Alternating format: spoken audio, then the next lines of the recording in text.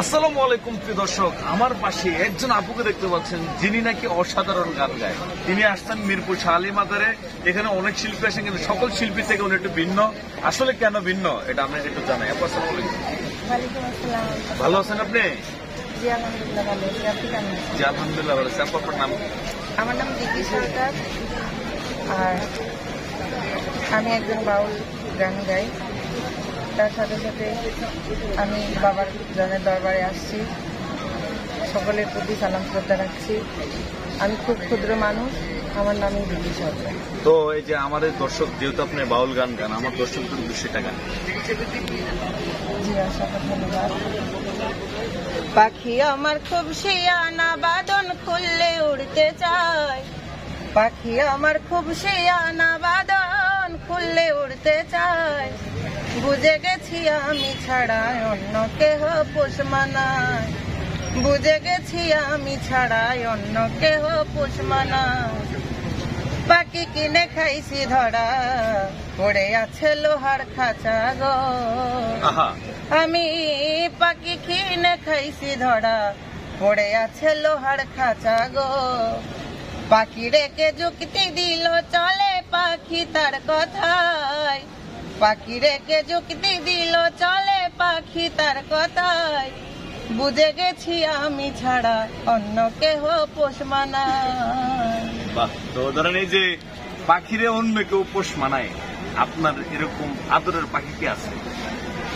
আসলে আমি এরকম কারো প্রেমে পড়িনি, একজনের প্রেমে পড়েছি, সেটা আমার শাহালি বাবা, যার প্রেমে পড়েছি, যার দরবারে আসা। মানে আর কোন ছেলের প্রেমে পড়েন? না না, এরকম কিছু হয়নি। প্রেমে পড়েন নাই কেন? প্রেমে পড়িনি, সেরকম কোনো সিচুয়েশন হয়নি, আসেনি। মানে সেরকম কোন মুহূর্ত বা সেরকম কোন প্রেমিকা আসেনি? আসছে, অনেকে এসে বলে চলে গেছে, আমিও সেটা শুনেছি কান থেকে। মানে স্থায়ী কেউ থাকে না? না, মানে স্থায়ী যদি থাকতো তাহলে তার সাথে প্রেম করতেন।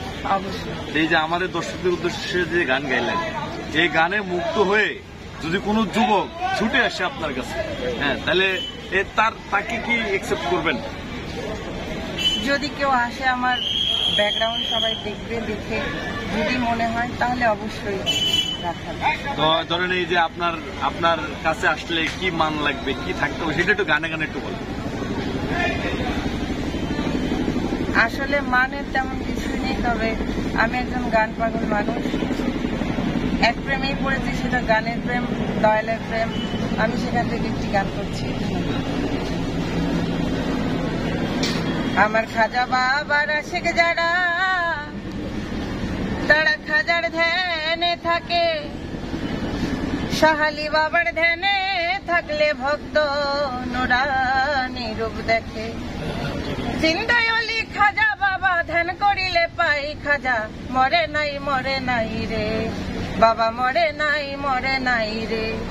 ওরে জিন্দায় অলি খাজা বাবা, ধ্যান করিলে পাই খাজা। মরে নাই রে বাবা, মরে নাই রে। বাবা, আপনি গান করেন?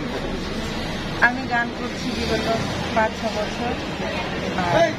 ফাঁকে ফাঁকে গান করা হয় যখন পাই, সেই গান করেন। আর গানের সাথে সাথে অন্য কিছু করেন? আমাদের একটি পেশা আছে, সেটি হচ্ছে গিয়ে, বুঝতেই পারছেন, আমার ভোগাল দিয়ে বা ভয়েস দিয়ে।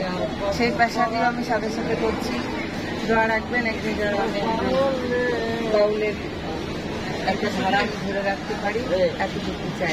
দর্শক, আসলে এতক্ষণ যে গান শুনছেন বা যে কথাগুলো শুনছেন, উনি যে বললো যে আমার টোনে কি আপনারা বুঝতে পারছেন? আসলে দর্শক, আসলে কি আপনারা বুঝতে পারছেন?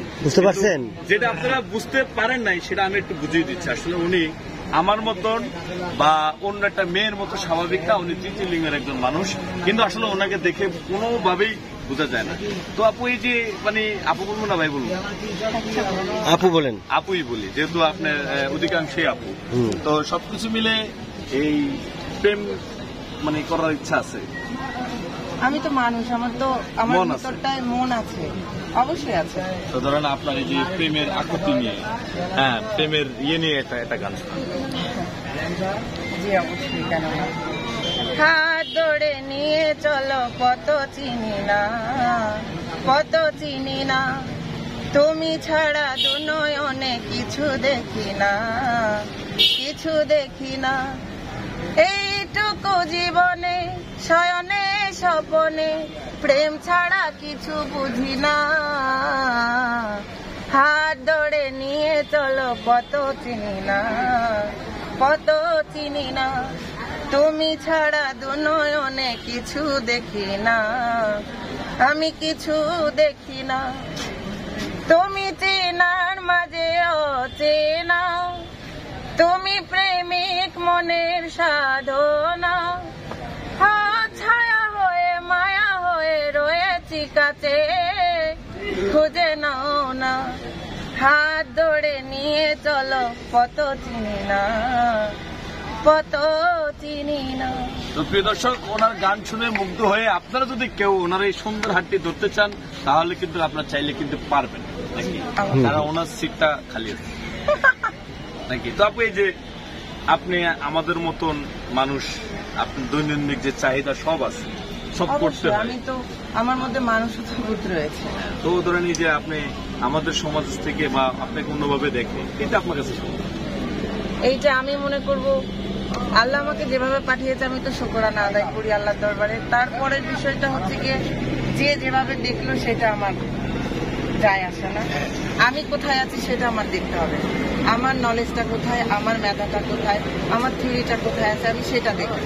মানুষ কি ভাবলো আই ডোন্ট কেয়ার।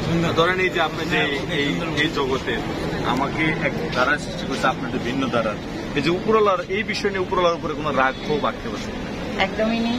আল্লাহ যেটা ভালো মনে করেছেন সেটা করেছেন। আল্লাহর হুকুম ছাড়া একটা গাছের পাতাও যেহেতু লড়ে না, তাহলে আমি তো তারই উম্মত, তো আমি সেখানেই থাকতে চাই। আমি তার প্রতি খুব সন্তুষ্ট। আপনার বাবা মা আত্মীয় স্বজন পাড়া প্রতিবেশী যারা আছে, যারা আপনার কাছের লোক, তারা কি আপনার সাথে আছে? আমাকে নিয়ে কারো কোনো দ্বিধাদ্বন্দ্ব নেই। আমাকে সবাই ভালোবাসে, সবাই আমাকে খুব তো প্রিয় দর্শক, আসলে সবকিছু মিলে আপুর কথা আপনাদের কেমন লাগছে সেটা অবশ্যই ভিডিওর কমেন্ট বক্সে কমেন্ট করে জানাবেন। আর আপুর এই বিষয়টা আপনাদের কাছে কেমন লাগছে, যে উনি একজন থার্ড জেন্ডার হয়েও উনি যে সুন্দর শ্রুতিমধুর কণ্ঠে কোমল সুরে আপনাদেরকে যে গান শোনাইছে, সেই গান আপনাদের কাছে কেমন লেগেছে ভালো লাগছে, কমেন্ট করে জানাবেন।